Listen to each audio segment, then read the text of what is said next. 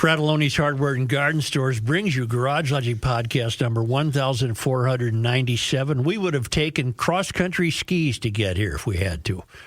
It was March 5. It's not was. It still is. It's March 5, 2025.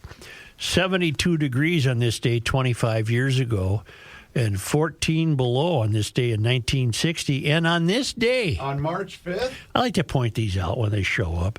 In 1915, apparently a very similar event to what we have now. There was 11 inches of snow on the ground, and I got a fighting chance to believe it was cleared more competently. And I'm not ripping snowplow drivers. I'm talking just administrative-wise. I bet the streets were cleared. Hail the flashlight king. And now, from the mayor's office above the boathouse on the east shore of Spoon Lake, it's Garage Logic with Chris Reavers manning Technology Corner, Kenny Olson from the Krabby Coffee Shop, John Heidt in the newsroom, and of course, the rookie. Here is your flashlight king, fireworks commissioner, and the keeper of common sense, your mayor, Joe Soucheray. Well, so much for not having to engage in space management. St. Paul, where I am, got, I would comfortably say, a foot and probably more. And I can count on one hand the times I've had an absolutely virgin driveway. And not only was it a virgin driveway, it might as well have been a driveway in July in terms of any snow on it. There was no snow on it. So I had a virgin run at it. And I was at the very top end of what a single-stage snowblower can handle. I think another inch, and I might not have been able to do it. Did you happen to measure the amount? Do you know how much it was? I used my foot. Yeah. And I'm going to go with 13 inches because it was above my foot. Wow. I put my foot up to it vertically. Don't worry about it.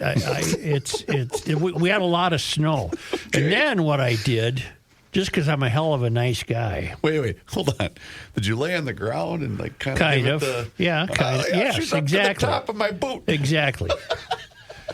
And because you know what, there's a ruler in there somewhere, but I didn't know where to go in and find it, so I used my foot. You don't have a shop yardstick, Joe? Yeah, but I didn't know where it was. Okay. You don't have a tape measure, Joe? Yeah, I could have used a tape measure. So in any event, what I did is I figured she'd have no shot backing out, because even though I cleared the driveway, the street had one lonely set of tire tracks in it. And you had the hump at the end of the driveway? Not really, not yet, because I hadn't plowed. But I thought her only shot, if she needs to go anywhere, is to leave driving forward. Then she could bust through it and get to that set of tracks. So I J-turned that baby around in the driveway. I think the smarter thing to do would have been to take the keys with you to work so you knew she wasn't going to be able to go anywhere. I don't care if she screws up her car. So then I backed mine out and J-turned it. Then I backed mine out and turned it around in the driveway, so I was able to go zoom out forward. Tell me, that's all interesting. Tell me about your drive-in. Do they hit the snow emergency routes, or were you fighting snowdrifts the whole way in? No, it was no problem. Okay. No problem. Because I noticed that both St. Paul and Minneapolis declared snow emergency. It's a lovely snow. The plowing will start this evening. And then down in Lakeville, hold on, let me find it. Oh, Farmington, I'm sorry. Farmington says every single street will be plowed today. That's like South St. Paul. They are on it. They get on it right away. Well, Johnny was telling me that Freeborn County had to bring in the National Guard. Yeah. Well, I'm more worried about what about those Laverne people coming across 90 to get up to the tourney. Yeah, 90 was closed. Yeah, for real. If they were going to. And Laverne plays today. Yes. We don't have a remote, and we can't turn on the TV. This one does. I found it. But I went to 5.2, which is 45, and nothing comes up. So we can't get 45 in our own building. Are they on right now? Yeah. Yes. Yeah. Mahatmadi's playing. Well, at my house, that's 45 is channel 12.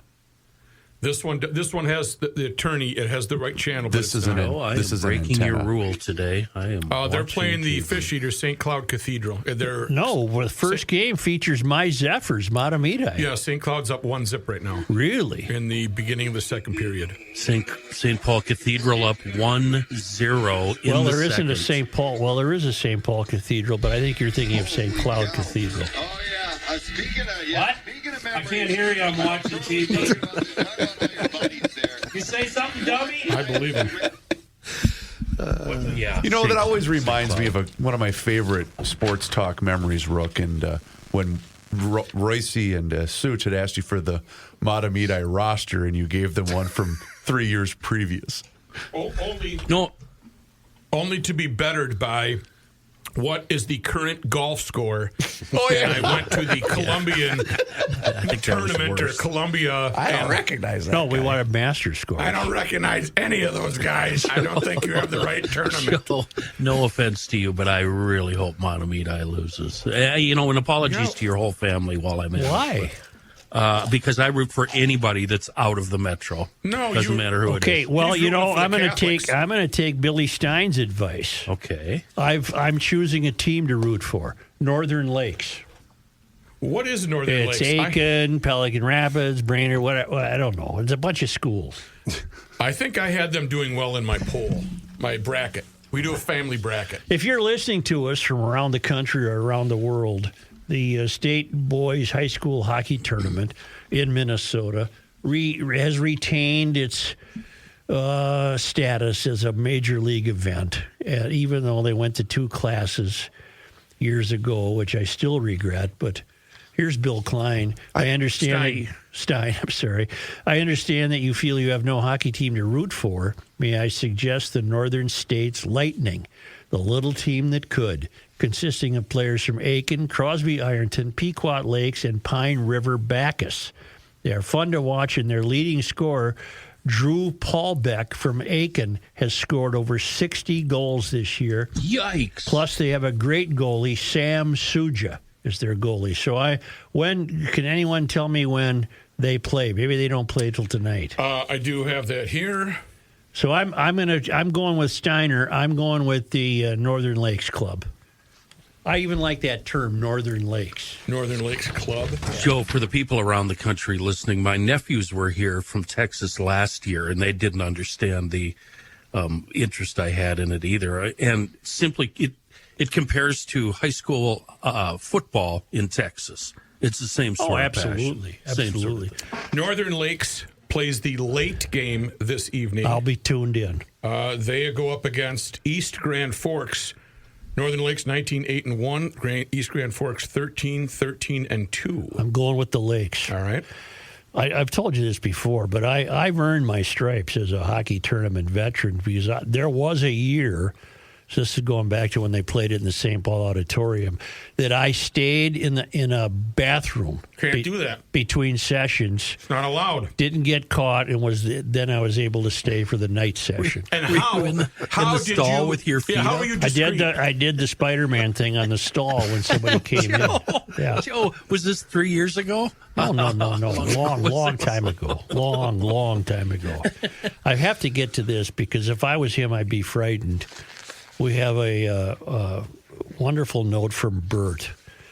Now, you'll recall yesterday we were talking about the Minneapolis has new efforts to attract tourism to town. And among their efforts is they want to emphasize social justice and female sports.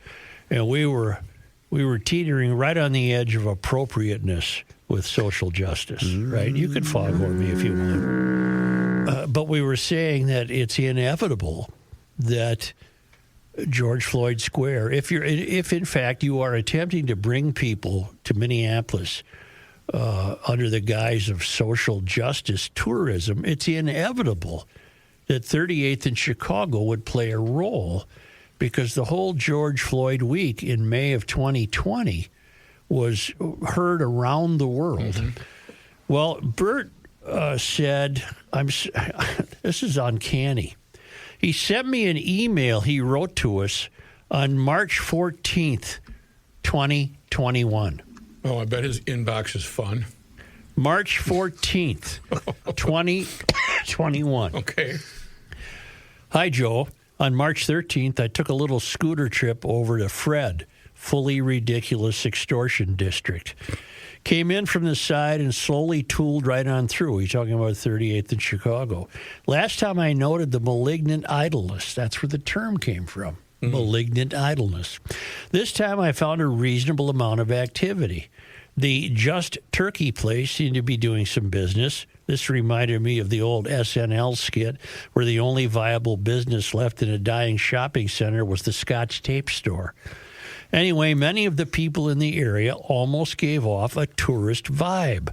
Folks taking pictures, standing near the memorial, and et cetera. As I puttered out of the zone, noting the sacred use of public property torn from the pavement for roadblocks, I got to thinking. Instead of fighting it, why not leave the place alone and let it become you ready? Social justice tour site. Wow. Wow. That's my new prediction. Social justice tourism. He wrote this in March of 2021. That's unreal. That's what's sad. That's 4 years ago. 4 years ago. I did that math. Yeah, very good. Attaboy. That's 4 years ago. Numbers will escalate. Vendors will set up shop. There will be George Floyd days. Oh, my God, he's clairvoyant. Eventually, the current caretakers will tire of the influx of outsiders. In the progressive left's continuing effort to cut off their foot to display virtue, it will be labeled white privilege to visit the area. Thus, it will be lumberjacked. Silly, yes, but I like to play what if. I don't think it's silly. He nailed it 4 years ago. Yeah. Right on the That's head. really strange. He had it nailed 4 years ago. Even down to I can see the backflip coming, that if it becomes a tourist area, the progressives will say, "Oh, this is just privileged white people. Let's change it." He's got it nailed. Right down to George Floyd days. Does he have any other predictions? I hope not. Okay. They're very Good or bad? I'd like to know. I was that's why my microphone was off. Well, Just we're one going thing to left limit to it to say on that. What else did I have? Oh, by the way, Joe, yeah. St. Cloud Cathedral Crusaders now leading 2-0 over your Matamidais. Well, what are you, early in the first period or late? No, Late in the second. 4 minutes left in the second. Oh, good Lord. It started at 11, didn't Your it? Zephyrs aren't moving fast. Did it always start on Wednesday? Why do I When think you it went started to two Thursday? classes, it had to. It did, okay. I believe. They didn't have room, yeah. You know, I don't know if I'm suggesting anything that we don't know, but the United States has never been more polarized. Never. I do hate that. I wish we weren't It's just left or right. ridiculous. Yes it's or just no? I know. round and round the widening gyre. The falcon cannot hear the falconer. The center has not held. Not holding. Okay. Here's two emails that illustrate the point. All right.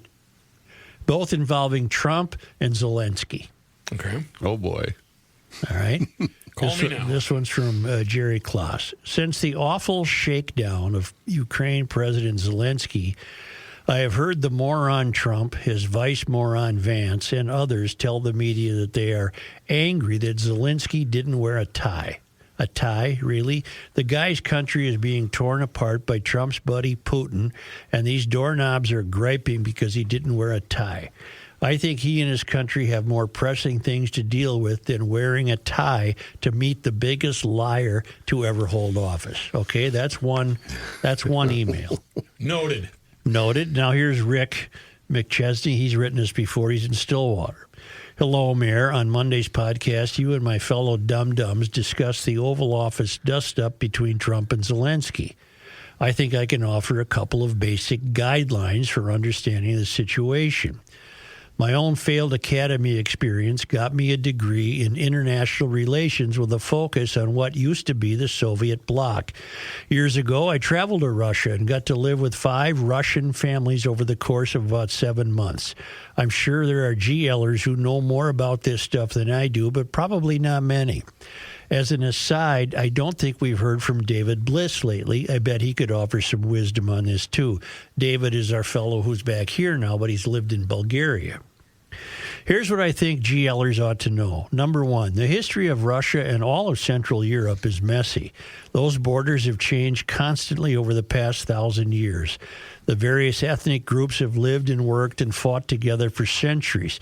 The very name Ukraine essentially translates to at the border. I'm sure that Polish kid you have on the staff could have told you this. Yeah.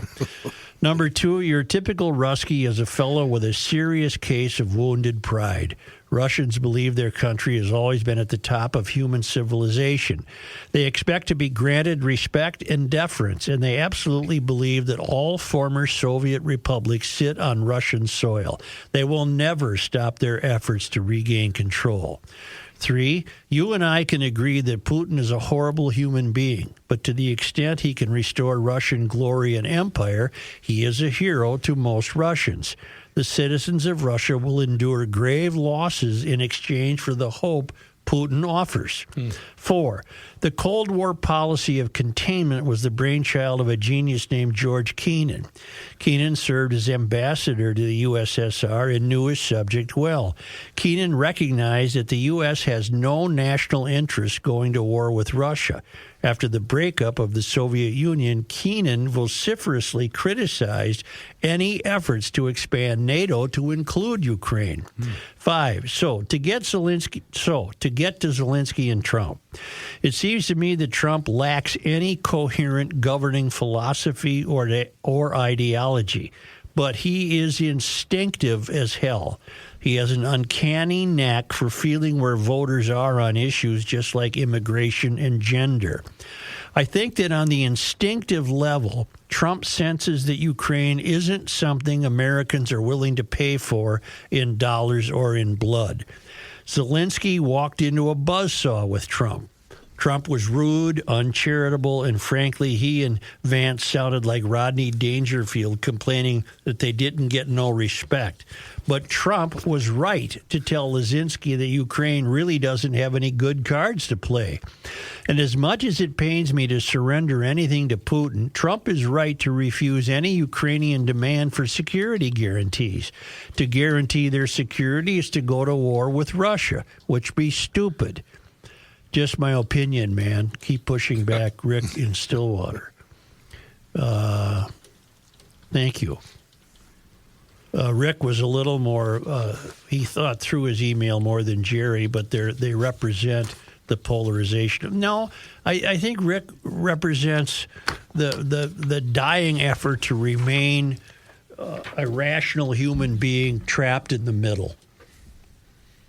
A rational human being trapped in the middle. I think that's what the majority of Americans feel. I don't think that. I wish I thought that. I don't. I think the point is that Trump is such a polarizing character. How polarizing? Well, he's so polarizing that there's half the country that's never going to cut him any belief whatsoever.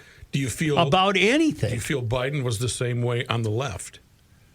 There was no wiggle room. I think Biden grew into a polarizing figure as it became more and more evident that he wasn't even the president. I think when his term started, he wasn't necessarily seen as a polarizing figure. Do you still believe that it might be 25% far right, 25% far left, and 50% in the middle? Or do you think those are greater? No. What percentages would you... Or you think it's 50-50? I'd go 45% far left, 45% far right. Oh, let's just put it this way. 45% left, 45% right, 10% morons like me trying to figure it out. Did you see the piece a few days ago in Alpha about the ex-Biden aide admitting that they were gaslighting America on his health? Yeah. He won't ever work again, huh? Biden was way too benign and professional politically to be polarizing. He was just a sock puppet. He was just he just said whatever his party told him to say, and he didn't have any convictions. And the poor guy was suffering there the last 2 years, if not the entire 4. And I don't think anybody lived and died on his words. I think people now, they take Trump's words, and there's 45% of the country that's not going to accept a single word he says, and 45% of the country that absolutely enjoys every word he says. He was ripped last night. Ripped. This is the country we live in. Rachel Maddow and others on MSNBC Right. Yep. ripped the presence of the child who had survived cancer. Yeah. That's Well, and their unbelievable. point was valid.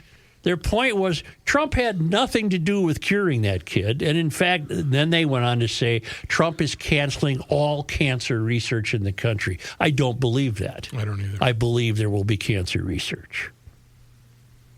Just shows you the type of person that is. And I'm surprised today, because I always look for it. John, have you seen any fact-checking of Trump's remarks last night? Yes, tons Oh, of you it. did? Yeah, tons of it. Where? I didn't see any. At least 3 different networks had fact Were his checking. remarks on Social Security recipients fact-checked? They were something that was proven a falsehood the day after Musk put it on Twitter. I don't think we have 130,000 people 200 years old still receiving Social Security. Well, Go ahead and read those fact checks. as I explained the day after, Yeah. there's a failsafe that automatically turns off at 115. So nobody above 115 Right. can get benefits. That's number one. So, everybody that he's saying is 150, 180, That they're not getting paid. No, they can't be. It's impossible. There's a failsafe to stop. But Trump also can be hilarious.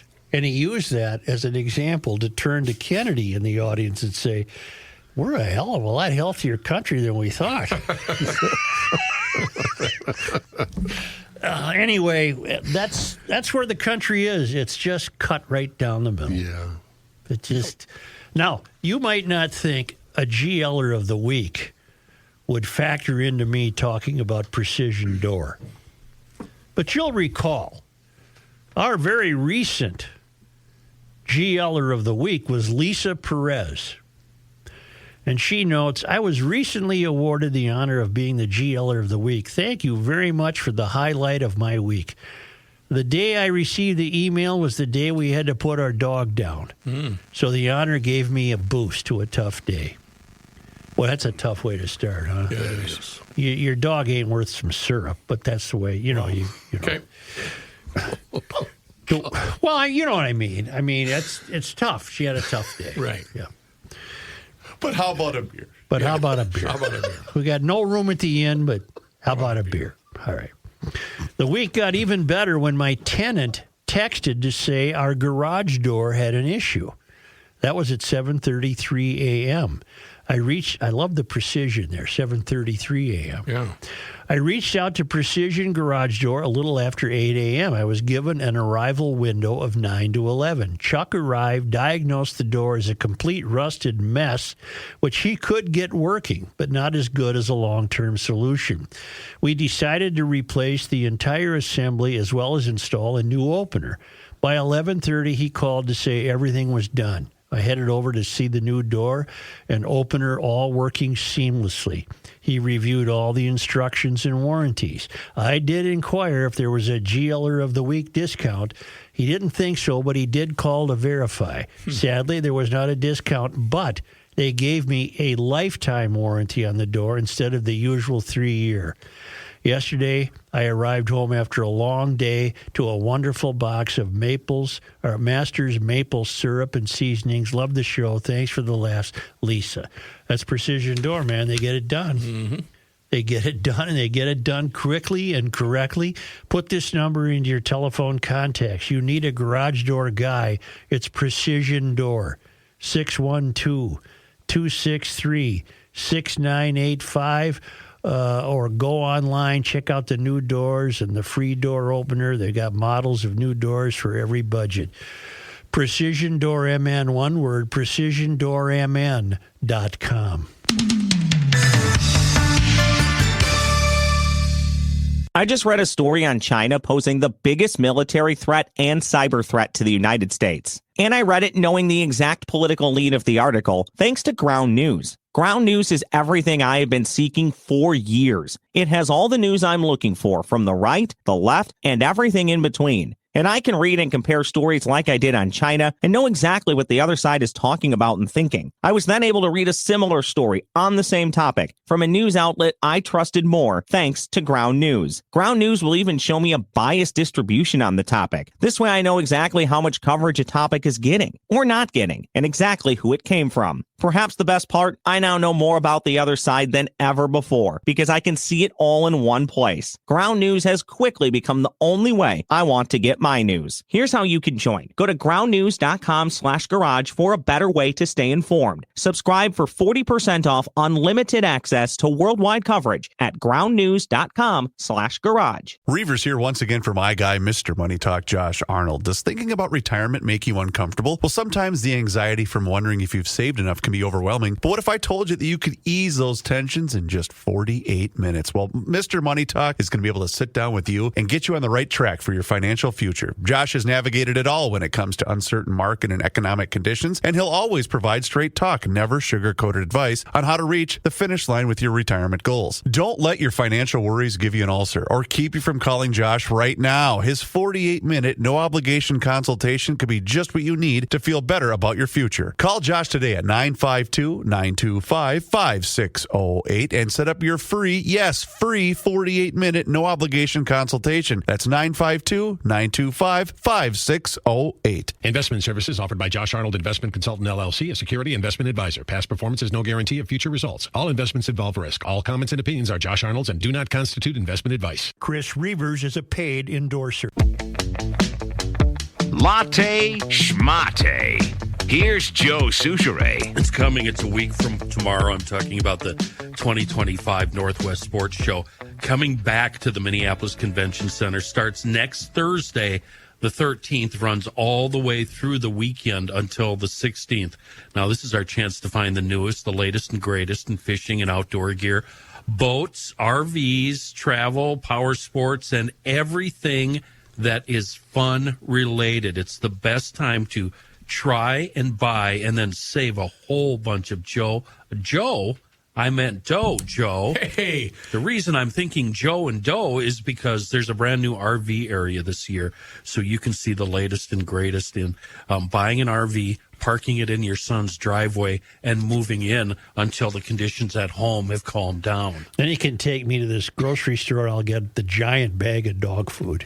I don't know what that has to do with anything, but yeah, sure. Kenny, let me add on to your story here with the great ad. There's nothing more entertaining than going to that show and jumping in an RV or a trailer and looking at people sit down on the couch and just pretend they're camping for about 7 seconds. This is a good one. And then get up, work. The trailer shakes and they go to the next. It's so entertaining. I love it. It's $15 to get in. Children 12 and under are 13. Or no, children are 13. Ages 12 and under are free. But never mind all that, because if you're a GLer, you're going to save $4 per ticket by using the code GARAGE at northwestsportshow.com. Again, go to northwestsportshow.com. Put in the code GARAGE. You're going to save $4 on the ticket. It's the 2025 Northwest Sports Show coming next Thursday at the Minneapolis Convention Center. A school board meeting in New York descended into chaos during an argument over an LGBTQ pride book that was made available to children in kindergarten. And I don't know why that piqued my curiosity. That was the Daily Mail, and on Daily Mail pieces, I always try to verify it because the Daily Mail could be a tad irresponsible. It's a bulletin board of just really odd stuff, right? But sure enough, the Rochester, New York newspapers covered this. It's the Penfield Central School District. And, a book was given out to these little kids, and it's called The Rainbow Parade. And it illustrates a young child and her two moms attending the Pride Parade together, where they see men in bondage holding hands and a near-naked person walking the streets alone. So the parents at Penfield Central School in New York attended a board meeting in an effort to voice their concerns, but they were shut off by the super, apparently, who's Dr. Tasha Potter, and she's in the Rochester paper. She's confirming that parents disrupted the Board of Education meeting. It was a couple of weeks ago, it turns out. That's fine. I still wanted to do this. In response to the disruption, the school board president, Dr. Emily Roberts, they're all doctors, aren't they? Yeah. Ended the meeting, and the board members walked out. The only reason I brought this up is, and I've expressed this before, my utter confusion at why are we have to leave children alone? You'd think so. I don't understand this. That's not fair to a kindergartner or a first grader to proselytize this kind of thing. If they come to that choice in their life later when they can think, that's fine. That's their business. Why are the Democrats, for example? Well, not all Democrats could think this. I just refuse to believe that. But I was thinking last night. Why would Democrats in the Senate, the U.S. Senate, not to mention here in the State House, every single one voted to allow biological males to compete in women's sports? What they're doing, of course, is contesting Trump's executive order forbidding such a thing, and they find that abhorrent, and so they're voting to. I suppose that'll end up in the courts too. Fine, let the courts handle it. But that really doesn't have anything to do with these little children. But what? I don't get it. I don't get it. I mean, I get it, but my getting it might be preposterous. Okay. But if I look at it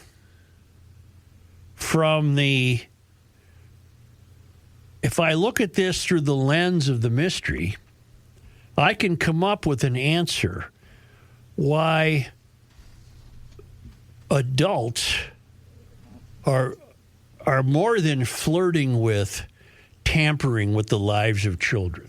I can come up with an answer. All right. But it's a mystery answer. It's not. It seems pretty obvious and easy to me. Okay, Joe. you take a shot at it.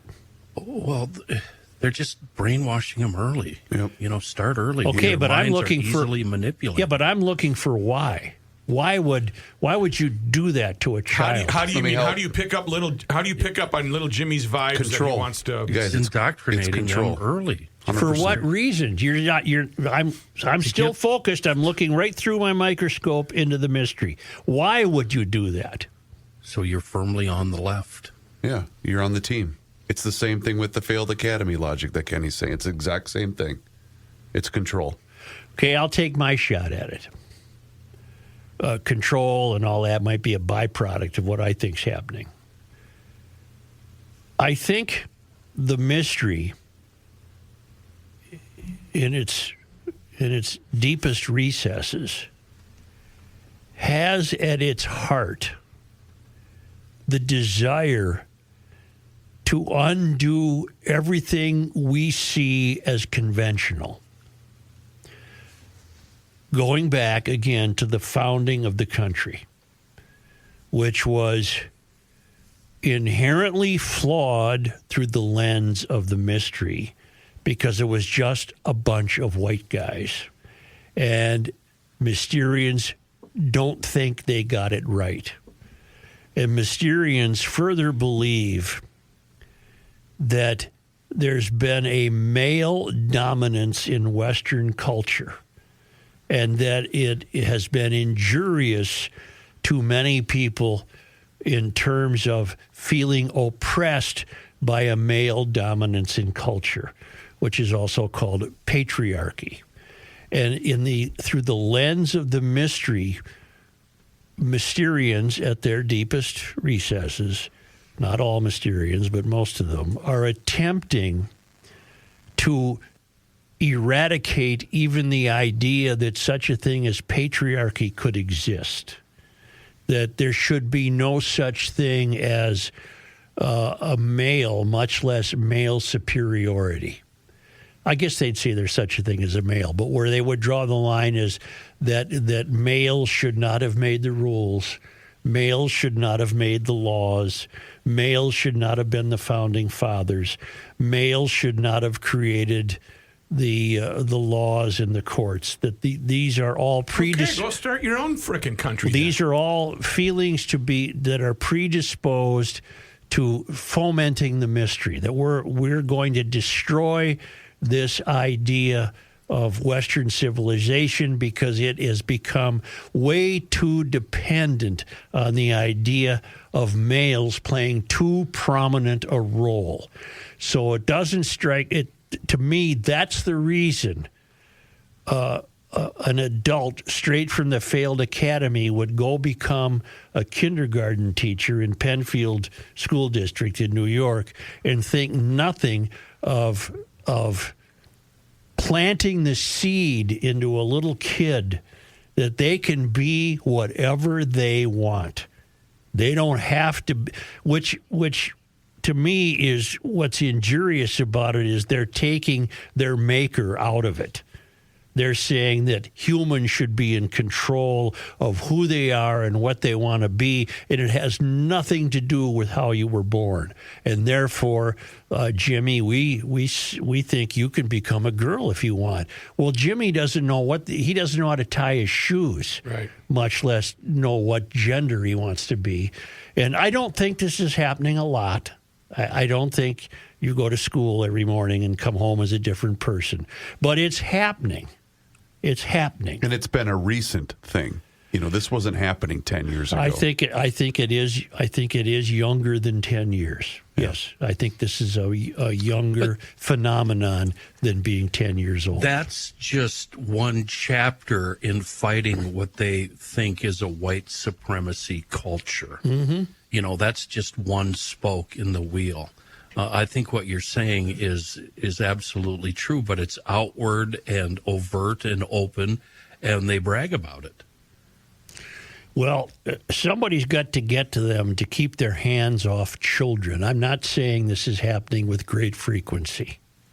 There are still enough reasonable people that would not allow this to happen. Part of the mission plan, Joe. I think it's part of the mission plan. And as I've said before, subjecting kids before puberty to anything sexual is just, oh my God, you're just doing so much damage to that developing brain. Like you said at the outset, let them make those decisions on their own when they're old enough to figure out the difference. And because these people can't link, the deeply corrupted Mysterians who can't link, they're all over the map with this. For example, Mary Moriality thinks you can't be a criminal until about 18, 25 because your mind isn't developed. Yeah, but I guarantee you Mary Moriality, well, I shouldn't say it. I don't know where she'd fall on this. But they're all over the map on what they think the right age is for something. They are at odds with themselves. Yeah, and so it's beyond insidious. It's terribly, terribly saddening. Well, and especially because when you're talking about kids at that age, just how vulnerable they are. They don't know what they don't. They're waiting for the next episode of Peppa Pig. We had it on earlier. I know. I've seen that one. I love it. Yeah. Is that where Papa Pig goes to town? I think so. Yeah. She's pretty cool. Peppa? Yeah, I don't hip. think Very she hip doesn't pig. have an enemy anywhere. No, she's a really an awesome sweetheart. kid. Yeah, no. What? Don't you know Peppa Pig? I don't know Peppa Oh, Pig. man, I know every character and every episode. No, but You're missing out. John's wheelhouse has to be Barney because of Dill's age. Yeah, and then SpongeBob. And SpongeBob, yep. Oh, there's a Peppa Pig airplane and a Peppa Pig car. Who's that little whining kid that I want to smack upside the head? Yeah, with the funny spelled name. I don't think Peppa Pig has whiners. No. Channel Kenny's thinking of a different one. Caillou. Don't change the That's Caillou. Hey. Don't change the subject What do you got, on me. Peppa? That's right. Let me Stay change with it Peppa. to this. Let me change it to this, Joe, which backs you up, but it doesn't talk about kids. Is this training, manager corps training, that state workers had to attend a bit ago, labeling the Republican Party as overtly white supremacist. This manager corps training said... I saw this. Yeah, go ahead. Yeah. There's a 32-page document within this training called White Supremacy Culture Still Here. And they're basically talking about the Republican Party. Right. So it's, it starts early and it continues through adulthood. Well, I'm vigilant. I don't anticipate any kids I'm involved with having to endure this. I'll just leave it at that. Huh? No, I think you should. I think you should be on high alert. Yeah, they attend the right schools. Oh, I got you. Well, they attend schools where this would not be part of it. Resisted. This wouldn't come up. This wouldn't come up. Can you piggyback this on what you said earlier, though? Because I think a lot of the pushback is from as polarized as we are right now, because the left sees Donald Trump as, whatever, the Antichrist, whatever. And so as long as he brings it up and he talks about it, then the left is going to automatically jump. Okay, I can piggyback on that. I think in the polarized country, the left sees the Trump as the ultimate, penultimate patriarchal white male. Yeah, and they can't, they hate that. They hate him. And he said last night something, I'm paraphrasing, he said, a child is how God made you. Be comfortable. And those remarks must just terrify Mysterians, because it goes against the grain of everything they believe. Everything they believe. And so obviously they don't believe Trump. He is evil incarnate. And he is an ugly, ugly human being. He's an ugly man, and he lacks a lot of skills to manipulate the land we find ourselves in now. But he's not a Mysterian. He's not a Mysterian. Mm-hmm. And I don't doubt him when he says he loves the country. Maybe I'm naive, but I don't doubt him. And love of country is also frowned upon by Mysterians, because it's the country they're trying to reinvent. Right. This country can't be something to love because it's so wrong. We must fix it. And that could be why he's working at a feverish pace. He, as the emailer Rick noted, he's instinctive as hell. Mm-hmm. He's instinctive. He's got to strike right. The iron's hot. Yes, and he knows I got one shot at this to get through all the stuff I believe in, all of which is not believed in by his opponents. Well, and Musk has the timeline, right? Isn't it 130 days or whatever it is? I don't know. I'm in today. I'm anti-Musk. Oh, some days I'm pro-Musk. Some days you're pro-Musk. Some days I'm anti. What did he do? He's trying to. No, he's trying to get the contract for all the Wi-Fi that's been in place. I don't know. He gets way too much of my money. He just gets way too much of my money. So does the government. So does the government. Can I say something to you that will hopefully make you feel worse? Sure. Wow. The St. Cloud Cathedral Crusaders are now up 3-0. Oh. 11 minutes into the third. Ooh, Mahatmadi. What the hell's wrong with my Zephyrs? You've had a bad week of high school hockey. What a dreadful week I'm having. They're skating like they got lead in their skates. No, the term is they're skating like they've got a piano on their back. Hey! GLers, I want to tell you that Bradshaw and Bryant personal injury attorneys are our go-to people in GL. If you are like me or other people, you might not know what to do if you're ever injured or involved in an automobile accident, God forbid, let Bradshaw and Bryant take care of it. Insurance companies and adjusters are tough to deal with, so you need somebody on your side. You need GL team. Mike Bryant and his team will represent and explain your rights and help you through a tough time. For 6 consecutive years, Mike Bryant has been a super lawyer. There's lists of those guys. I've seen those lists. He's a super lawyer. I hope you're never in an accident, but if you are, call Bradshaw and Bryant. Put this in your contacts. You never know. the garage door that you need replacing could fall on you, right? And you need an injury I want attorney. representation. 800. But you go to Precision, you have that taken care of. Right. 800-770-7008 or go to minnesotapersonalinjury.com. Now, that's going to be for a free case evaluation. These are good guys. I spent some time talking to Mike. He's been in, I think, there's 87 counties in Minnesota, and he's been in all but maybe 12. Oh. Yeah, because he gets around. These are good guys, and they want you to know that they don't want you to be part of the problem. Don't text and drive. Don't drive distracted. That's just common sense from Bradshaw and Bryant.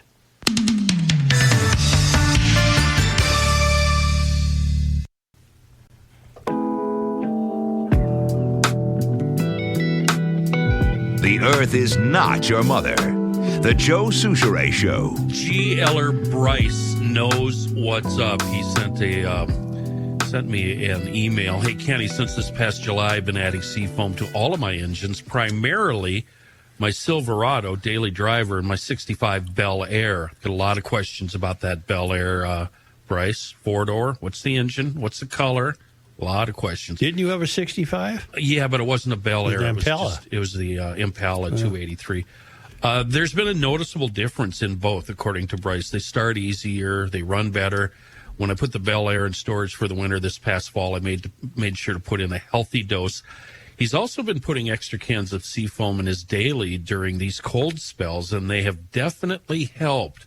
And all of this, what Bryce says, is for a pretty reasonable price. Yeah. Well, my line on that is it's easier to buy seafoam than pay the mechanic's bill. And that's Bryce from Rockville. Bryce, thank you very much. Thank you to Seafoam for keeping everything, our hot rods, our daily drivers, our one-lungers, the greasy triples, all the farm machinery. Thank you for keeping it running tip-top. A local company, a global reach, and truly a wonderful product in a world of bad gas. Seafoam. Do you have a favorite? I know we're going to get to John right now, but I just have to say this. Do you have a favorite year, anyone, for cars? Your favorite year for cars? Yes. What's yours, John? I like 1953. Because 53? I like the Chevys and the Fords. All right. From that. Oh, there's so many, Joe. I like the Tri-5 Chevys, 55, 67. I love the 65 Impala over all the other Impalas. Rook? You're going to laugh at me. Yes, we are. But Yes, we are. Totally serious. 2002. Because it's what I cut my teeth on, a 1979 Caprice Classic that in the winter. That's a donk. That's a donk. It is. That's They're the car cool, my man. dad had. That's what I learned how to drive on. And on a day like today, whipping around with that rear wheel drive. I do. You know what? I'll join you because I do have an affinity for the 87 Bonneville. I'm not going to mock you for that. Okay. My favorite year? 1967. Why? Yeah. Every single car I like was at its peak in 1967. I'm surprised you didn't pick something from the 50s. No, every single What do you car mean was at its peak? I mean, the best version of every car I like was made in 1967. why the change then? Just they were. They went from being boxy to sporty. Right in 67, across the manufacturer line. All across Ford, the line, Chevy. the best cars in the world are 1967. So there was some type of wake-up call in 67 by the manufacturers to do something cool or better, made better. What was Do you think, Joe, do you think it was the Ford Mustang that changed everybody's view on styling? Boy, that didn't hurt. No, that was 64 and a half, and it took that much time to ramp up. And, Is it Ford versus Ferrari? What year were those? That was in the 60s. Okay. Did that have any? Oh, maybe. Okay. Speaking of that, Joe, you were right about that Ferrari movie. Mm-hmm. I made it 30 minutes in. I had to turn it off. Which one was this? It's the one that's about Enzo Ferrari, and all we find out about are money issues and sex. Yeah. It's money and sex. Yeah. And you turned it off? Yeah, it's garbage. Okay. Here in And his, Enzo Let the Ferrari, record show. Joe, he was an ugly, ugly man. yeah, he had some issues. And he's played by this beautiful actor. Yeah. Here in his snowbound newsroom, is John Heidt. Yeah, how was the commute, you two? Yeah, boy, it was morons. tough today. There's was no tough. snow up here. Oh. You get a lot of snow, John? We're 4 to 6 inches. Oh, we had over a foot. Yeah. How'd you there measure on- it? Right on Yeah. me. I used my foot. I just guessed. Yeah. The news right now is being brought to you by North American Banking Company. As we talked about snow leading the news, schools closed or delayed, snow emergencies in effect. Travel was difficult this morning and still is in a lot of areas. A lot of that has to do with the wind now. Snow, as you just heard, depending on where you live, varying amounts around the Twin Cities. As of early this morning, Xcel Energy said about 8,000 homes had lost power in the Twin Cities. The company says everything should be back by 4 this afternoon. Around 9:30 this morning, Governor Walz announcing he had authorized the National Guard to help provide support for emergency storm operations. According to his office, members of the Freeborn County Sheriff's Office asked for help, including equipment and personnel to help rescue stranded motorists. Okay, Laverne would be affected by that, but the hockey club would have come here yesterday. Oh, This is sure, only yeah. going to affect the people Fans. trying to get here. Family and whatnot. You know, we were watching the Wild game last night. And I forgot it was on. Did they beat the Kraken? They did. Yes, they did. 4-3. And I got the text alert from school, and the boys were watching the game, and boy, did they erupt in joy. I can't even complain about closing schools today. Not today. I no. can't complain about it. Really? It was just too tough for little kids to get around. Okay. Star Tribune reporting the woman who allegedly tried to bribe a juror in the first Feeding Our Future trial last year with that bag full of cash. Remember the 120 grand? Oh, yeah. Well, now we find out she also controlled a company that got at least $1.6 million Come on! from other entities involved in the scheme. John, I can build into your newscast today's Feeding Our Future hilarity. Oh, good. And that is, we learned from the trial yesterday that Bach and her co-defendant, they're accused of orchestrating the $250 million threat, and Bach was often the sole signatory. And then she texted her boyfriend, the amount of money I'm going to make tomorrow, you should be bleeping happy, she wrote in a message to her then boyfriend, Empress Malcolm Watson Jr. Oh, Empress was happy. And then she goes on to say, I know how to make money. No, you know how to steal money. You didn't make any money. This is to her boyfriend, I guess. I know how to make money. You say you do too, but have never once shown it. Why? Is there a reason you won't do what needs to get done to get ahead? Bach wrote to Watson. Wow. Bach was also listed as the organizer of a GoFundMe that raised nearly $74,000 for an entity associated with Feeding Our Future. The donors were all participants in the program. Oh, my God. Oh, that's a slick That's a side idea. scam. Yeah. They're just amazing. That's a great laundering scheme. Yeah. That fraudster stuff, that's full-time work, isn't it? Well, she knows how to make money. Yeah. And don't think I don't. And don't think I don't. We found all this out about the woman who had the bag of cash yesterday when a judge unsealed a document. The woman, if you remember, was 31-year-old Layden Mohammed Ali from Seattle. Yeah, they flew her in. Yeah, they flew her in. She had created a food vendor called Afro Produce in St. Paul in 2018, according to corporate filings with the Secretary of State's office. In 20 and 21, Afro Produce showed up as a purported food supplier for several companies controlled by individuals who have now pleaded guilty for their roles in the $250 million fraud scheme. Prosecutors allege dozens of people stole money from a federally funded child nutrition program by submitting grossly inflated claims. Amy Bach, as you talked about, has been accused by prosecutors of organizing the pay-for-play scheme. In a search warrant unveiled Tuesday, FBI agent Kevin Kane said conspirators used Afro Produce to cover their tracks by submitting fake invoices, documenting the purchase of food that was never delivered by the St. Paul company, which listed its business address as 2554 Como Avenue. Similar invoices have been subject of testimony in the trial of Bach, with FBI agents showing Afro Produce invoices that claim to document the purchase of hundreds of thousands of dollars of food by companies accused in the program. John, what was her name? Her name was Layden Mohammed Ali. All Ali had to do was put down the word Afro in the title of her business, and Walz's army of the incompetent would have hand-delivered the checks. So. A mass shooting next door in North Dakota yesterday. Still not a lot of details available, but a suspect was arrested after 3 members of the Spirit Lake tribe were killed in a shooting in St. Michael in northeastern North Dakota. That shooting happened around 9:30 in the morning yesterday. A Bureau of Indian Affairs law enforcement apprehended the suspect shortly after 1:30, about 4 hours later, according to a statement from Tribal Chairwoman Lana Street. Officials did not immediately release the names of those killed or the suspect. No other details have been made available yet.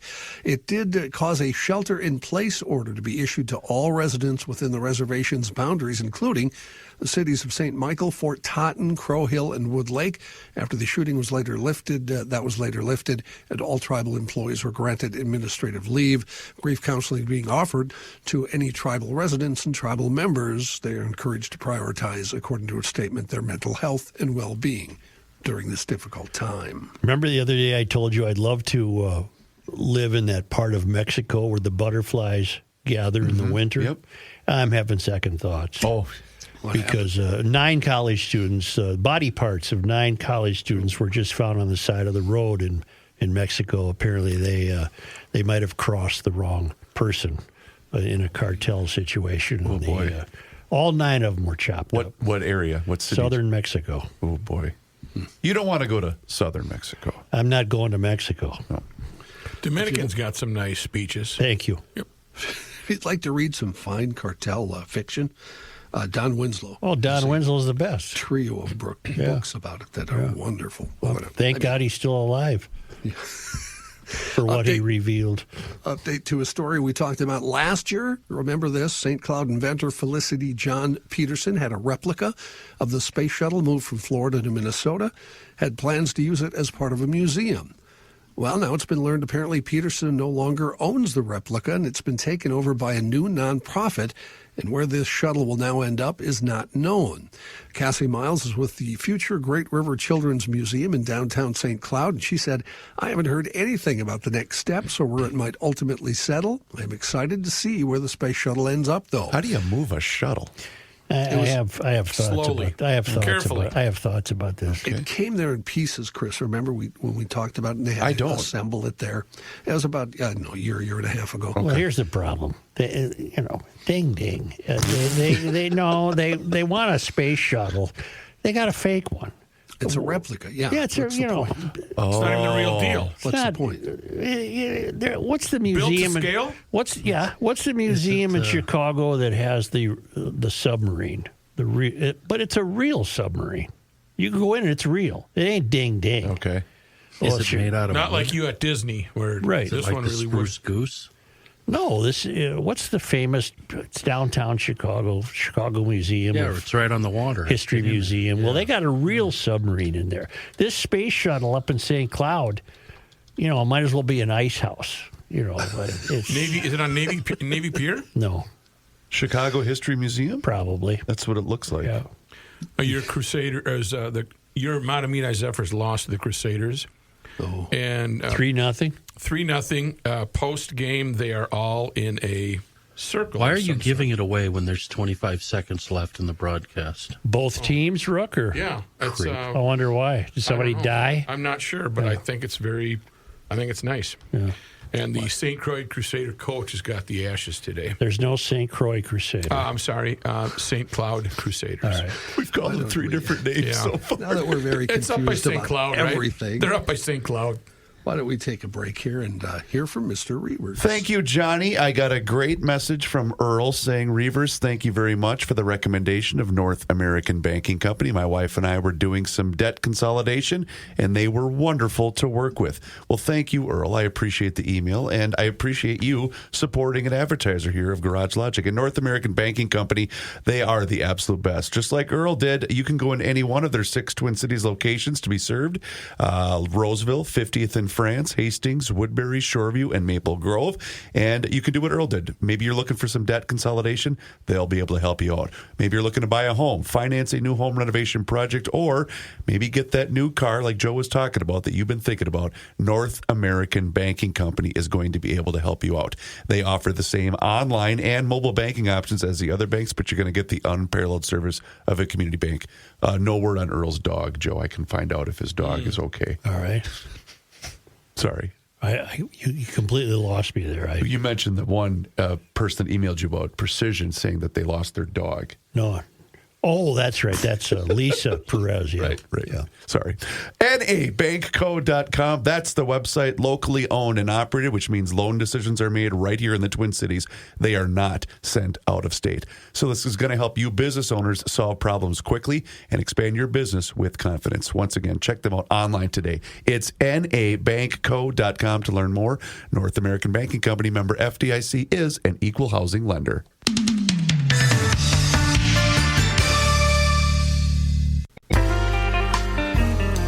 Here's a man who spends hours in hardware stores, sifting through the nuts and bolts of life. Joe Souchere. That means we'll be selecting our next... Oh, wait. Hey, February is gone. March just started. That means we'll be selecting our next batch of superfans to be recognized as GLers of the Week for March next week. No, it's a weekly test. This is old copy, so okay. It's a weekly deal, GLer of the week. Week for March. You're not getting paid for this, are you? No, I'm not. Okay. If you want to be eligible to be highlighted on the show by the mayor himself, all you have to do is get an active annual town council membership this Friday night. You can also get that amazing $50 gift basket from our friends at Masters Maples. Why are you going to wait? Don't wait. Join the town council now or upgrade your membership now, and you could be the GLer of the week. And it's not fixed, I can guarantee you. Go to garagelogic.com for all of the details in March. Thank you. That it? That's it. Okay. In national and international news, President Trump, as we talked about, gave his first address of his second term to Congress last night. It was interesting. Representative Al Green got things off quickly, escorted out of the hall after standing and yelling in reply to President Trump. Green yelling no mandate was won in the election. After President Trump said it was a mandate, Green wouldn't sit down after repeatedly being asked to, so he was escorted out of the speech. That kind of set the tone for the evening. Democrats holding up cards in opposition to parts of the president's speech, hooting and hollering when they thought he wasn't telling the truth. The president spent a good deal of the speech heckling them back, calling Joe Biden the worst president ever, taunting the Dems, calling Elizabeth Warren Pocahontas, acting surprised that the Dems didn't cheer the Kennedy name when Health and Human Services had Robert Kennedy Jr. was introduced. It was the longest, and we're calling it a State of the Union, I guess, sort of. It's supposed to be, but he's only been president for 6 weeks, but 99 minutes, the longest one since Bill Clinton's, which was 88 back in... Al Green is a longtime Texas congressman. Yes. Not the famous singer that we all love. No, they're not good losers, are they? No. But either is Trump's a bad winner. Okay, I get it. Yeah. The hilarious thing that surfaced last night as a result of this is all the Canadian liquor stores, removing the American-made. Yeah. And I'm thinking, well, you already bought the stuff, you dumb-dumbs. It's already yours, yeah. You got to sell it. So what point are you proving? It's like the Tesla bumper sticker. I know, but I already own the car. Yeah. I saw Elvira sold hers. No, she gave it away to charity, her Tesla. Oh, Elvira, she's pretty Mistress famous. of the Dark? Yeah. Mistress of the Dark, yeah. I met Elvira once. Quite a set of cans. Last night. Oh, golly. Last night. Wait a minute, John. Okay, here we go. Yeah. What was this occasion? I don't remember. No. I'm talking to Jesse. You got to have the voice here. It was a Halloween party. It was actually supposed to be a hemp party. Yeah. But cannabis wasn't legal yet. Was she dressed up in her vampire suit? She had the vampire suit on. Long black hair. Yeah. Lacy. Yeah. Cleavage.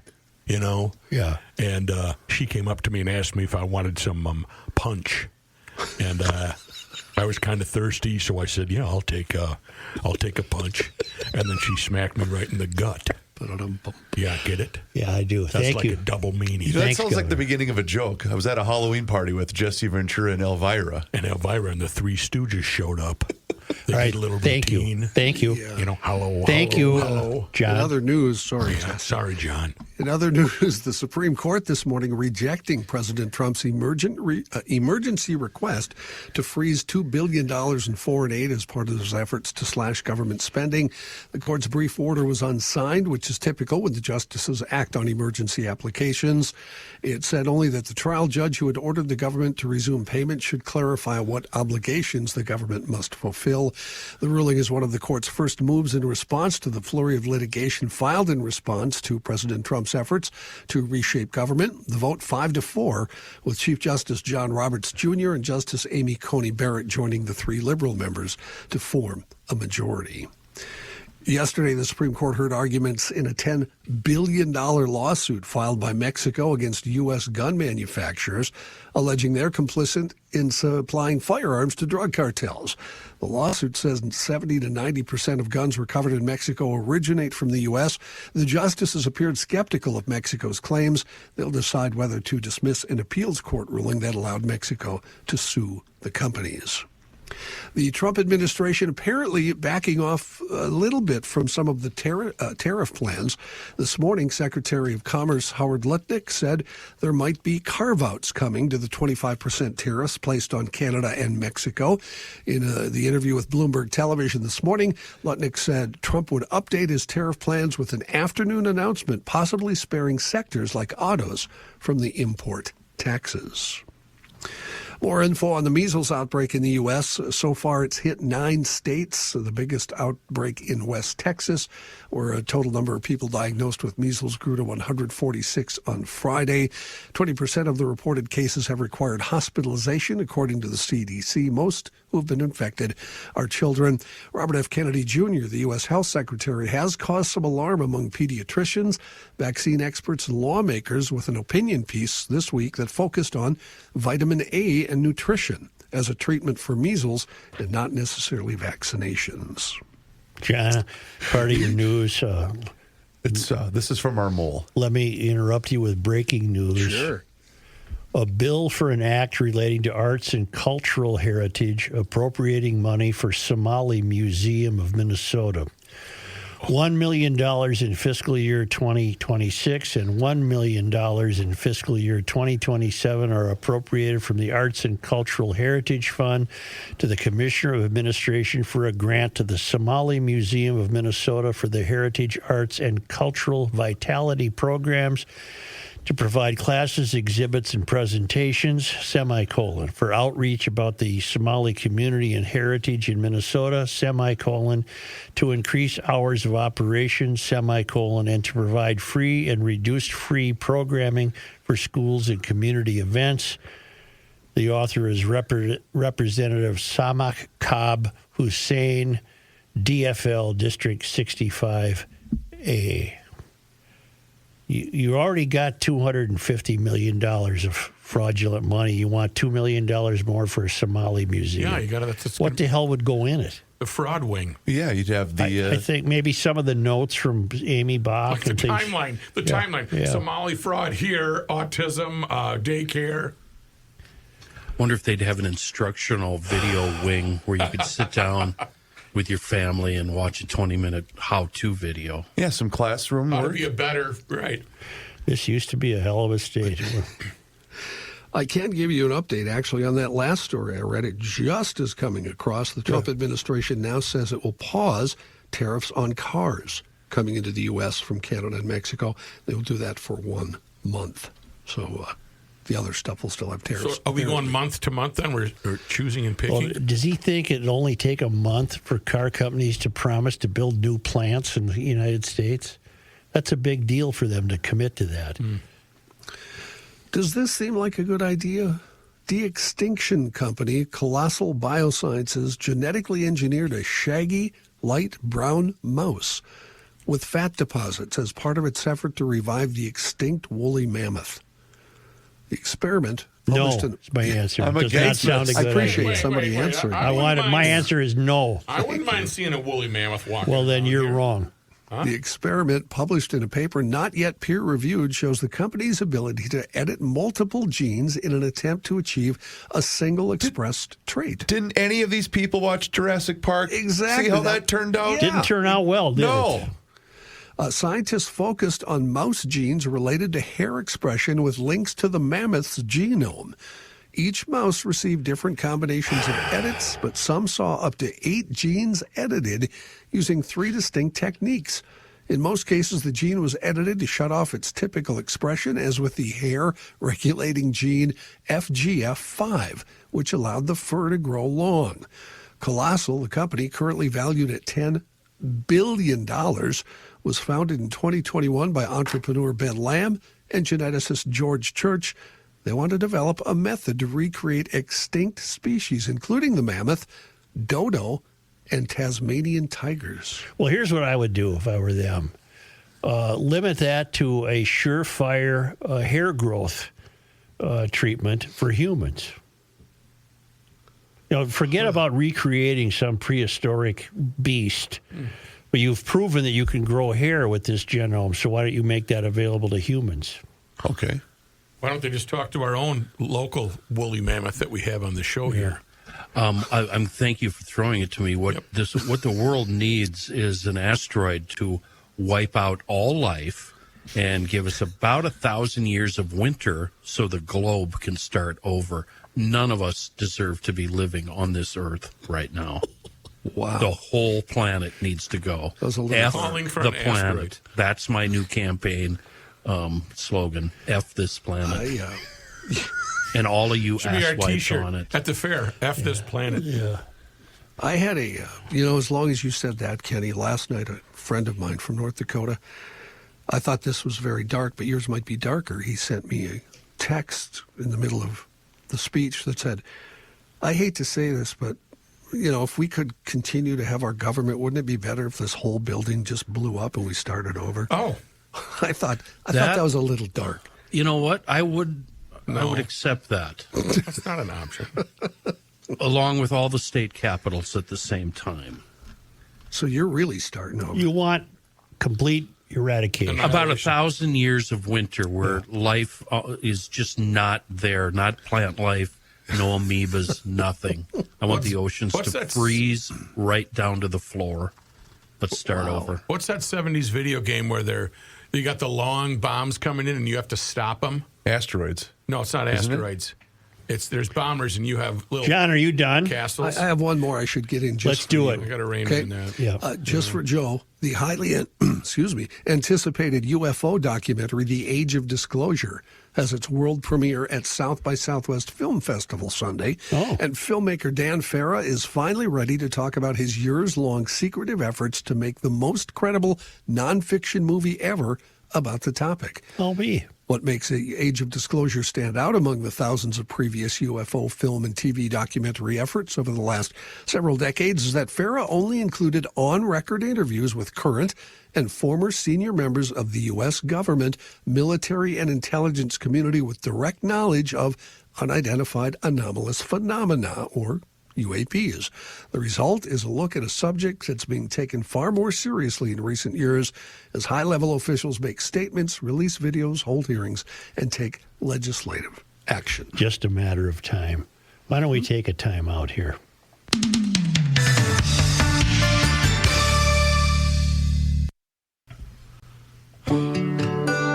It's the end of the world as we know it, and he feels fine. Joe Souchere. Well, things are so bad. How bad are they? Are they? That Kenny has come to the conclusion that he would wish for eradication of Global everything. extinction. And 1,000 years of winter. But if you think you got it bad, there's a woman in England who really has it bad. Her name is Emily Cockerham. No. She's an attractive... Mike off. Well, that's her name, you big babies. And she's got a hell of a disease I'm not making fun of. I just don't know it's enough to make you grateful for what you have in life. Her brain is falling out. What? It's falling out of her head. Like mine, but I had to be bandaged up last week. Her brain is falling out. She first noticed some symptoms when she's a little kid trampolining and she'd get terrible headaches. And then as she grew, it got worse. She's 19. She has Chiari malformation. Where does it go? It's a disorder in which the lower part of the brain falls out of the skull and settles onto the spinal canal. Ooh, it's not a good deal. Yeah, this is not she said, I didn't realize at this point there was no permanent cure, and it's a chronic condition. She has to wear the head helmet. The Gretzky helmet? Yeah. And wow. What an odd illness. Thank you, God, for my life. Well, see, I'm trying to tell you that just when you think things are so bad, this poor girl has suffered headaches all her life. Those headaches spread to her neck and shoulders. Well, there's no wonder why. Her brain was suddenly sitting on her spinal canal. I complained about my pain, but my parents just believed these were growing pains or from playing too many sports, she recalled. Oh, wow. And then symptoms worsened as she got to be a teen. 5 minutes ago, my big debate was I going to keep kosher on Ash Wednesday? And then she had repeated visits to the doctors, but they couldn't diagnose her. And finally, an MRI confirmed that her brain was falling out of her head. Wow, that is... I bet she would welcome, along with me, that comet that would... Yeah, maybe. End all life on Earth. Now, she did have surgery... What happens to the top part of her head for brain falls? It's just empty cavity? She did surgery where a piece of her skull and the top part of her spine was removed. Oh. And then something else happened, I guess. And there's no way to, I don't know, for lack of a better word, dam it up so it doesn't sag? No, following the procedure, she saw an improvement because spinal fluid was able to flow around her brain and relieve the pressure in her skull. But within a year, the symptoms returned, and she's got a tough road ahead. Painful headaches? Yes. Okay. But, I mean, if you're thinking, woe is me, you could be thinking, well, I don't have this. My brain ain't falling out. 5 minutes ago, you were wishing that Matamita would have beat St. Cloud. But it's small potatoes, isn't it? Right, it really is. Small potatoes. Only because they come to us all the way from Marloth Park, South Africa. Doesn't that sound great to say again? It does. From the Traveling Lymans. It actually means it's the end of the show. It was on this day in 1814. On March 5th. That Norman W. Kitson was born in Sorel, Canada. When he arrived in Minnesota in 1834, Kitson made money by developing trade between St. Paul and the Red River and served as legislator and as mayor of St. Paul late in life. He built a mansion in St. Paul on a trail that led to town. To accommodate those accustomed to following the trail, Kitson left his front and back doors open for people to pass through. Wow. The Cathedral of St. Paul was built on that site. That on his mansion? Where his mansion Yes. was? Isn't that fascinating? Okay, that is interesting. On this day... On March 5. In 1852, farmers in Benton County formed the state's first county agricultural society. Oliver H. Kelly, who later found the National Grange, was one of 10 charter members. County Agricultural Society members share information about stock, seeds, fruit, and farming practices. Okay. On this day, 3-5. In 1853, Minnesota's territorial legislature incorporated the St. Paul Mutual Insurance Company, forerunner of the insurance giant St.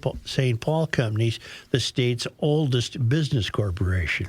And also in 1853, on this day, on March 5th, 7 counties were formed by Minnesota's territorial legislature: Blue Earth, Goodhue. You don't need to know who they were for. We've heard them all before. Le Sueur, Nicollet, Rice, Scott, and Sibley. And on this day, what a note this was. On this day in 2020, March 5th, everything changed. Oh, sure.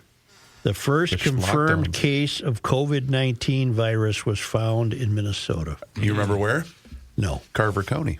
Okay. Boy, was that a big talking point in my home that day. It's coming, the fear. And then when did we shut down? About 2 weeks later after that? I think we shut down St. Patrick's Day of 2020. Yeah, that sounds right. Yep. Well, let's crack the vault, the traveling linemen say, and see what happened in hockey on this day. It's got to be state tournament. But it's still a sports failure. State tournament related? 1984 on this day. March 5th. The North Stars dispatched the Red Wings 5-1 at Met Center, but that defensive effort was far from the minds of those involved after the final horn. That's because 3 minutes, 19 seconds before the game ended, Detroit's Eddie Johnstone lifted his stick to the face of Kurt Giles during a rush up ice. The move incited a bench-clearing brawl and sent Giles to the dentist chair. Oof. Wow. Yeah. Current Edina. Girls or boys? Men's. Boys team. Yep. What? What about him? Kurt Giles. Oh, is the Kurt, coach. yeah. For the late taking the spot that the late, great Willard Eichel held for so many years. Right? When is Edina in it? I missed. Are they? Yes. When do they play? They play the evening game tomorrow night. East Grand Forest, maybe, or Moorhead? I'll tell you who it is while you're looking for that. And a final note from Doug. Doug. My wife and I made our way back to Minnesota this past weekend from our 3-month stay on the Gulf Coast. Enjoyed the warmth and hospitality of the good people of Alabama. Saw the first ice on a small body of water near Iowa City. It looked to be melting pretty fast, and I'm sure it's open by now. I started thinking and made the observation that ice outs are like the fall colors, only moving in the opposite direction. They'll come to you. Fall colors start north of us, and they make their way south, and spring ice outs start south of us and make their way north. And like you say, there's no need to travel to see colors as they come to you. The same can be said of ice outs. It won't be long, and they will come to us from the south. The timing may vary by a few weeks from year to year, depending on the weather prior to the events, but they come and go just as sure as the sun rises and sets. By the way, Kenny's observation that the Feb and March calendar are similar in that the dates are identical from the 1st to the 28th. I checked 4 different calendars, and it was the same on each one. Fascinating. You can learn more by accident on GL than other places by design. You are very fortunate to have such a crack staff working for you. Thank you, Doug. Thank you, Doug. Thank you. Comet, did he say? Yeah. Bring it. Edina plays the late game on tomorrow night against Rogers. Yeah, that's tomorrow night. 23-2 Rogers, 26-2 Edina. You know what that game will be? Barn burner. Thank you, who's taking Gio. the ice right now? Who's taking the ice right now? Orono and Northfield. Orono's Class 2A?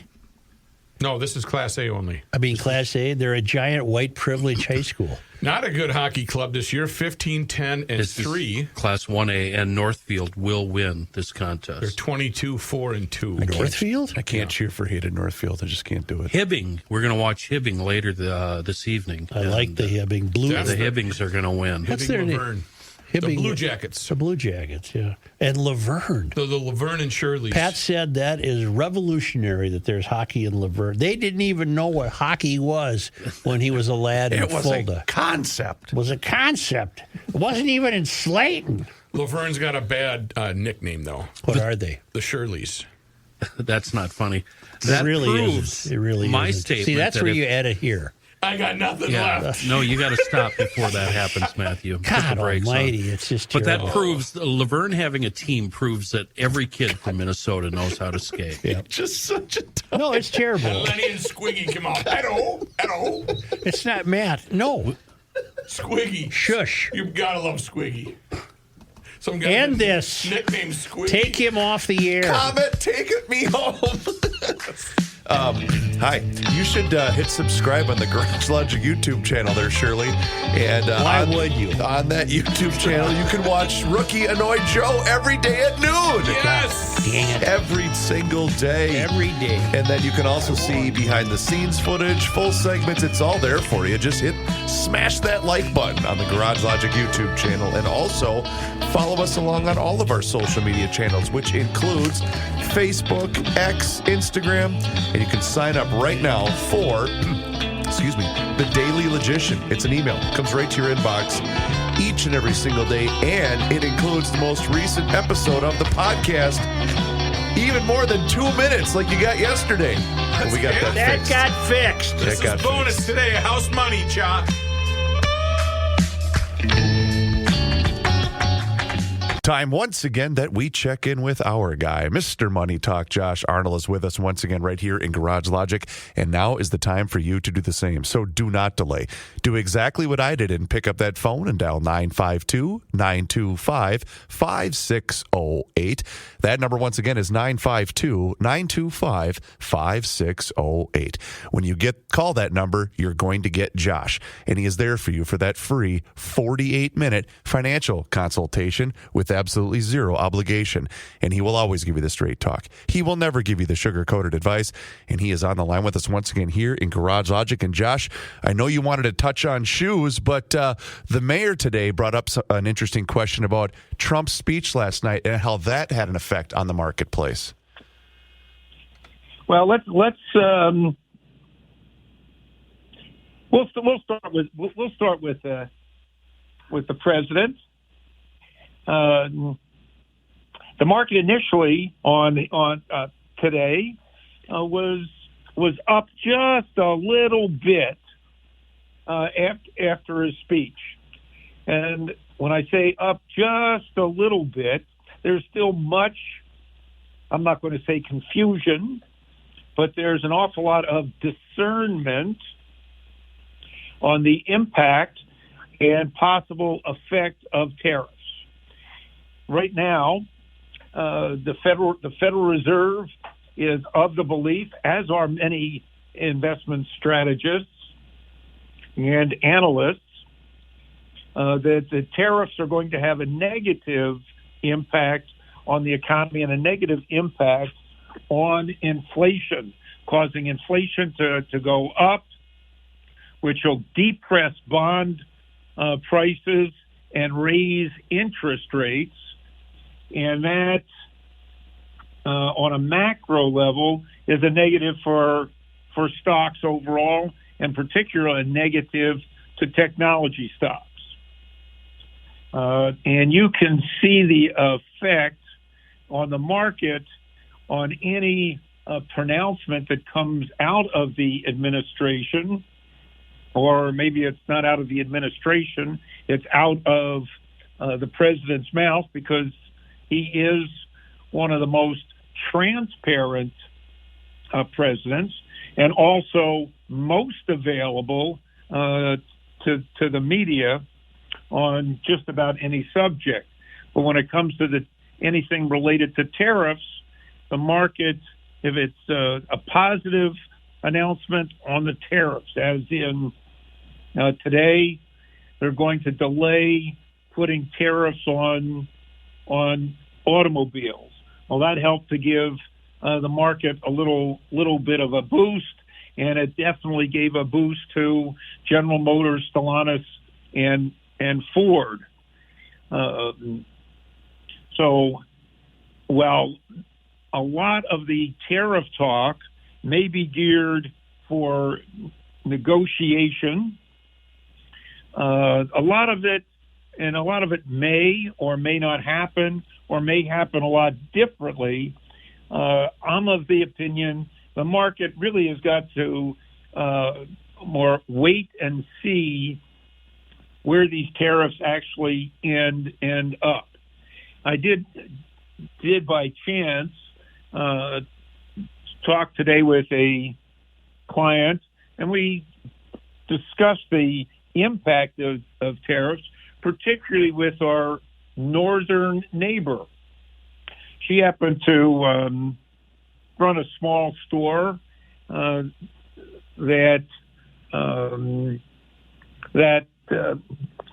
dealt in running shoes and other athletic apparel. As it turned out, and she had a number of Canadian customers. Well, anything that they bought and was shipped up to Canada was subject to Canadian tariffs or duties. But even with that, the shoes being shipped from the United States into Canada were a lot cheaper than them buying the same shoe in Canada due to the import duties coming in from the United States. So, well, I did not realize that. The tariffs that Canada is currently applying to goods coming from the United States into Canada is a lot higher than the tariffs coming from Canada or the tariffs coming into the United States. So here it is. I thought, well, you've got the free trade agreement. That should eliminate a lot of those tariffs. And yet in this particular case, having to do with shoes, well, that's really an unfair situation. And here we're just talking about running shoes. We're not talking about other goods. So if I look really closely at some of these tariffs, and I've been, and I believe I've gone over this, I've been more of we'll say a free and fair trader. The tariff differentiation just between Canada and the United States, Canada is collecting a lot more money than the United States is on these particular goods. And if, in fairness, it would be, which I think Trump wants to push through, is, hey, if you're going to tariff us at this level, we're going to do the same with your goods. So how about if you drop your tariffs and then we can keep our tariffs at a lower level, and maybe that becomes a positive. Additionally, one of the things with the tariff policy is actually to increase employment and increase manufacturing here in the United States. And that's one of the things that Trump has said is, hey, if you start manufacturing here in the United States and you are an international company, you're not going to face those tariffs. So how about start building factories, warehouses, manufacturing plants, et cetera, here in the United States, so you can minimize that tariff. Indeed, in Trump's speech, he brought up several different companies that have been putting money into the United States. We've got Honda currently building a plant or starting to build a plant in Indiana. Taiwan Semiconductor making a new $100 billion commitment to build plants for chip manufacture here in the United States. You have SoftBank, OpenAI, and Oracle committing to $300 billion to build data centers and the like here in the United States to expand generative artificial intelligence. And Apple has made a commitment over a lot of years to spend $500 billion to develop manufacturing plants here in the United States. So that becomes, to me, a long-term positive. So as the market starts realizing some of those things, I think that'll eventually be a positive to the market and not necessarily a negative as it is now. And a lot of the negative or a lot of the uncertainty comes about due to not knowing what the actual impact of these tariffs is going to be, and when and where they are going to take place. But I think it's also important to note that if these reciprocal tariffs actually push other nations either to lower trade barriers, that would also help U.S. exports and, again, be a boost to the economy. So how's that? That's not advice. It's just something to think about. The advice would be taking a look at, companies that will,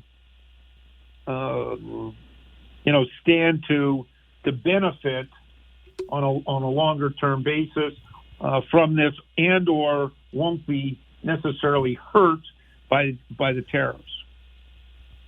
It is a lot to think about, Josh, and that's why you're here with us each and every single Tuesday, Wednesday, and Thursday. And that's what you're going to get, GLers, from Mr. Money Talk. He's going to give you straight talk. He's never, ever going to give you sugar-coated advice. And you need to touch base with him today by dialing 952-925-5608. Josh, once again, thank you so much for your time and the information. Enjoy the rest of your day, and we'll talk to you again tomorrow. And just remind me, because I want to talk about the shoes. You got it, Josh. Shoes. So we'll talk about the shoes and more tomorrow. Sounds good. Talk to you then. Bye.